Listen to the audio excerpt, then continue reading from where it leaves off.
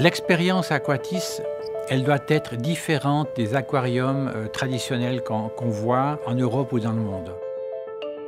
Donc nous, on doit faire en sorte que le visiteur fasse un voyage autour des 5 continents.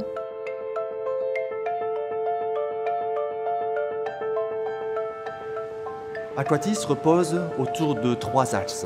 L'objectif, c'est de pouvoir former, sensibiliser, expliquer au grand public la problématique de l'eau douce, les écosystèmes autour de l'eau douce, les espèces végétales et les espèces animales. Avec la mise en place de la scénographie, c'était important pour nous de laisser une totale liberté aux visiteurs, de se contenter d'une information succincte qui est diffusée tout au long du parcours de visite, ou d'opter pour l'application mobile qui lui apporte des informations complémentaires. L'application mobile que nous avons créée repose autour d'un réseau Wi-Fi, de beacons Bluetooth, dans le but de faciliter la visite.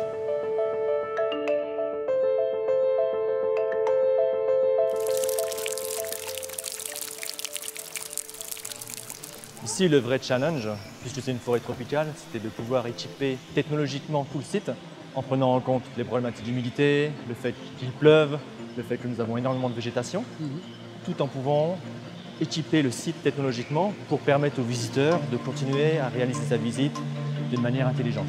Je peux remarquer, on a des antennes Wi-Fi, on a des beacons Bluetooth, on a un peu caché dans le bâtiment pour éviter justement que ces éléments soient visibles et du coup perturbent la visite et viennent détériorer cet environnement magnifique.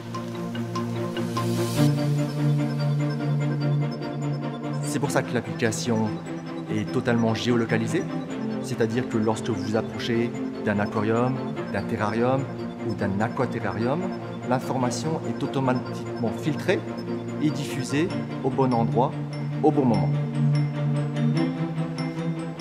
Par exemple, à Aquatis, nous avons un dragon Komodo, mais ce n'est pas juste un dragon Komodo, c'est Naga, notre dragon Komodo.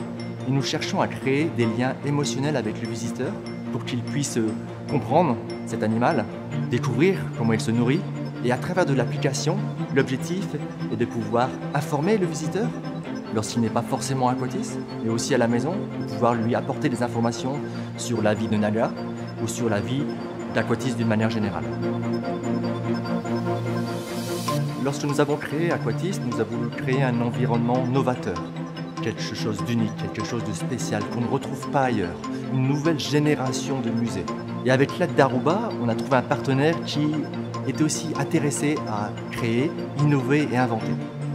C'est pour ça qu'on travaille ensemble dans un objectif commun de recherche de solutions nouvelles pour le besoin final du visiteur, pour lui permettre une expérience nouvelle, sans arrêt renouvelée et toujours intéressante. Le visiteur, l'enfant, l'adulte, il est dans la 3e dimension. Il n'a pas simplement des aquariums qui sont alignés et il voyage dedans le pays.